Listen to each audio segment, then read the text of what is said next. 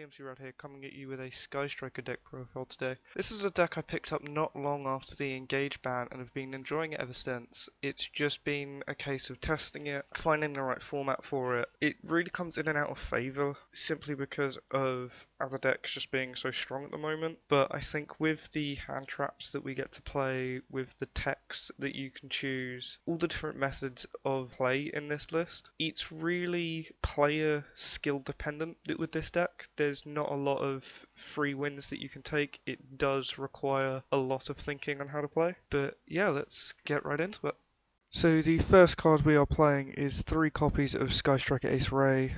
This is just our bread and butter card. We need to see this every game. We want to see this every game. It's one of those cards that you have to see in this deck.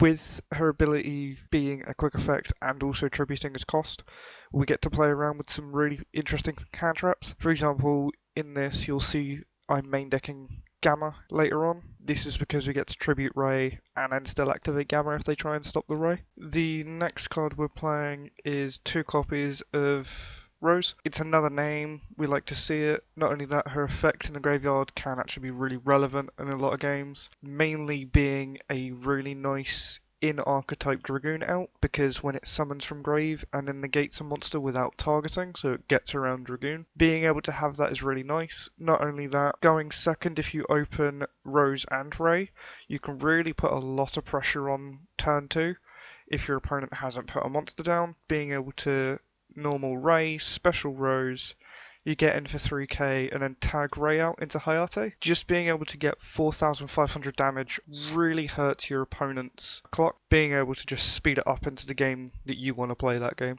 Next we move on to hand traps. The first one we're going to be playing is 3 Ash Blossom. It's just the most generic one in this format that actually does quite a lot, despite the fact it is very low impact. A lot of decks can end up just passing to an Ash Blossom. I've had it where you just Ash Ben 10 against Drytron and they pass because they just needed it to resolve. Same with Dinos, you just hit an Ash on the Misgaff in grave and it just stops their turn entirely. Next hand trap we're playing is just simply 3 copies of Droll. This, again, is mostly because of Drytron that we're playing this, but also you get to hit a lot of other decks.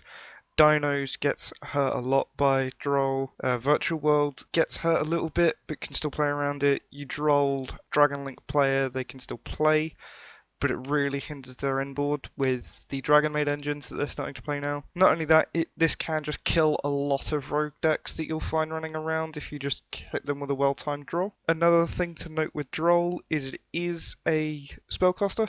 You'll see why that's relevant later on in the profile when we come to the extra deck, but it is a thing to take note of. You don't always have to be stuck to another monster which is next. The next card we're playing, as I hinted with when I said Droll, is 2 copies of Veiler. It's awkward because of decks which are prevalent at the moment, being Drytron and Virtual World activating in hand. This can dodge Veiler quite a lot. Even their end boards are really awkward because we can't interact with them on our turn with Veiler, but it is one of those cards that we're still playing because of the choices we're making in the extra deck. You could change this out if you didn't play the choices later. If you had more budget options like Utopia Double, you could also just pack out on more of the links that we play. It's just, you could cut this for something more high impact like Nib, but I just think with the way it's situated at the moment, we can't afford to cut the Veilers. The last hand trap we're playing is 3 copies of Gamma as well as Driver. This again is nice with the fact that Ray tributes as cost, being able to activate the effect of Ray, tribute her if they try and Gamma it themselves, we get to stop it with that. Especially with other negates. Not only that, but just being able to hit a VFD is just really nice because unlike cards like Imperm, it just stops the activation, it doesn't target the monster. So playing around with Gamma is really nice. Not only that, it is a tuner, which it can be relevant sometimes for what we need it to be. The next 2 monsters we're playing is 1 copy of Pankratops and 1 copy of Alpha. I've really been liking Alpha in this current list as a one-of, just simply because you'll see it when you need to see it a lot of the time if your opponent's on Dragoon, especially with decks like Guru playing it, Lich are playing it. I've even seen some Shadow lists running around playing Dragoon. Just having that 3k body to crash with Dragoon is really nice, especially if you've got a Rose set up on your grave. Some people have been leaving their Dragoons in the extra monster zone, so being able to summon this, put Rose in our grave through whatever means, hit the Dragoon, and then Rose effect to summon it. We just get to hit them for 15, being able to just keep that pressure on, and Pancratops is nice because the main reason it tributes his cost and deals with back row. So with the Gamma interaction similar to Ray, we get to do that with Pancratops as well. Just being able to tribute this, target a back row that we think we might be scared of, and then if they try and interrupt it with a Herald or whatever it is that they may try and negate it with, we just get to Gamma it in response if it's a monster. Having those sorts of interactions is really nice in this deck. Not only that, we get to Pancratop, and instantly, because it's tributed, we turn on our spells. So it's just really nice having those small little interactions in this deck. And that is it for the monsters. So next we are on to the spells. The first spell that we're playing is 3 copies of Widow Anchor. This is really awkward in the fact that we have 3 of it, but it's also not the best spell in the deck currently, in my opinion. We play 3 of it simply because it is that good, and stealing a monster sometimes can just make our opponent pass turn. But it's really just not that favourable at the moment. The nicest part is the fact that it's another way of stopping VFD, but we don't play around Chuche in that instance, so that can be awkward, but it does just help get over vanities and just various other bits in that deck. On to the 2 ofs, we are playing 2 copies of Shark Cannon. This is, in my opinion, the best striker spell currently going. With decks like Eldritch going around, Drytron, Virtual World, being able to take away graveyard resources when you need them is so crucial now. Even Zodiac struggles to play against a well-timed Shark Cannon. Being able to take a Dryden out of rotation is just so nice. Mirror matches, this is huge. Eldritch is really where this deck's matchup shines. Being able to just so freely take away Eldritch. Realistically, with only 1 copy of these, you're gonna be recycling the same one. This is gonna be your go-to. It is one of the spell cards in this list that I would bump to 3, but it's just finding the space at the moment is very hard, and with 3 Kagari now, it's just so much nicer only being able to play 2. The next 2 of I'm playing is 2 copies of Afterburners. This is just our main source of removal when it comes to monsters. Not only that, the second part, when we have 3 spells engraved, becomes very relevant in this current format. Not only do we get to pop floodgates like Tikaboo, Summon Limit, we can also get around to destroying our own Area 0. That gives us access to Ray. The best bit about the second part is the fact that it doesn't target, so we can really fake our opponent out with that.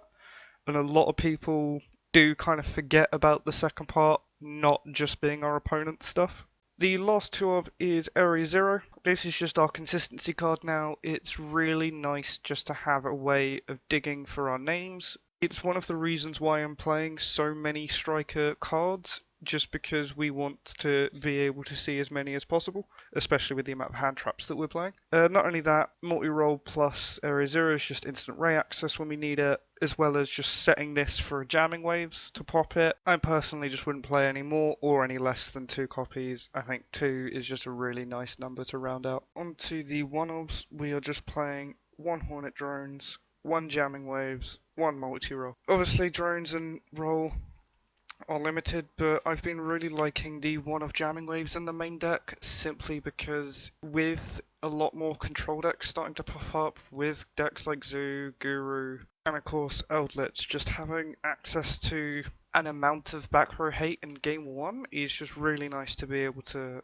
have to search and just keep in rotation. We do play more in the side deck just as an extra name, but I've been really enjoying the 1 in the main deck. 3 copies of Lightning Storm now. Because we're a blind second deck, being able to hate on back row or combo boards is just really nice. Baiting out negates like Judgment in game 2 is just really good.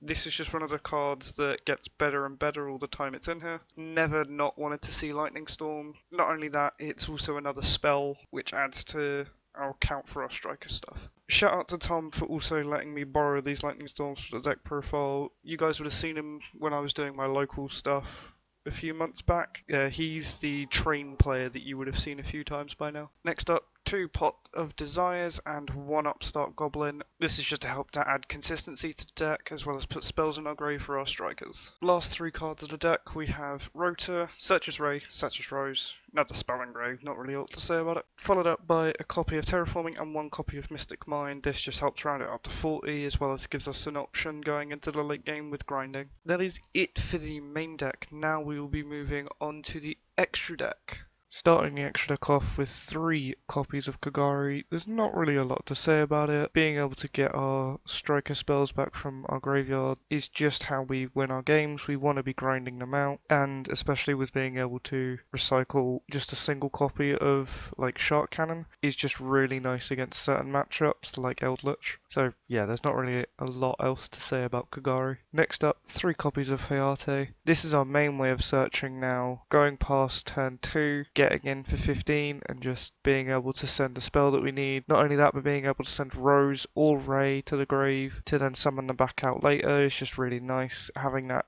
immediate access to them in the grave is just great.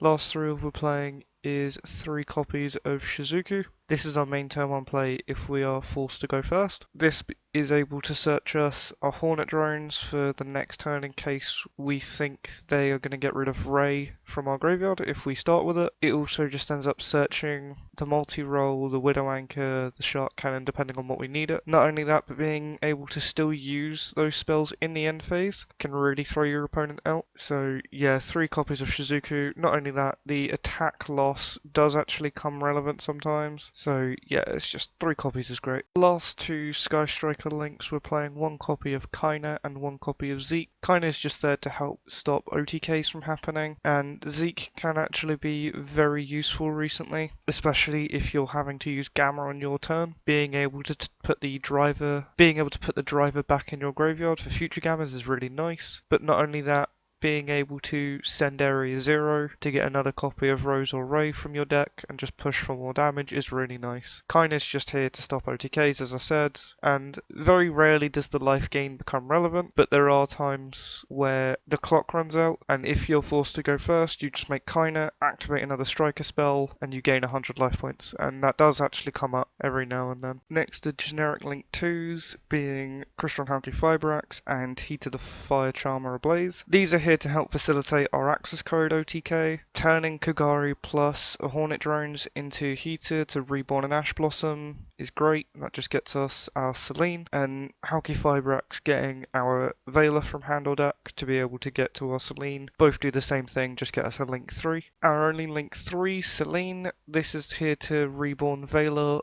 or, as I hinted at earlier, Droll and Lockbird. This way, this just makes 2 monsters for an easy access code. Luckily, because of the kind of deck we're playing, we don't have to worry too much about the spell counters. I've had games where she's upwards of 10 counters because of just how many spells happen to be in grave. Thing to note, it counts both fields and graves, not just your own, so you do get to keep an eye on your opponent's ones for that. Lastly, access code talker. This is how we're able to turn our hand traps into a OTK situation. This can end up banishing a lot of different attributes because of the strikers all being different ones, especially in the fact that Selene gets us our last one as well, so we do end up having light, dark, wind, fire, water and earth. Thank you guys for watching and sticking around to the end. If you guys wouldn't mind sharing, liking and subscribing would be greatly appreciated. I'm so close to getting 50. If you guys have any suggestions of what you'd like to see next, please comment down below, and yeah, I'll catch you guys in the next one.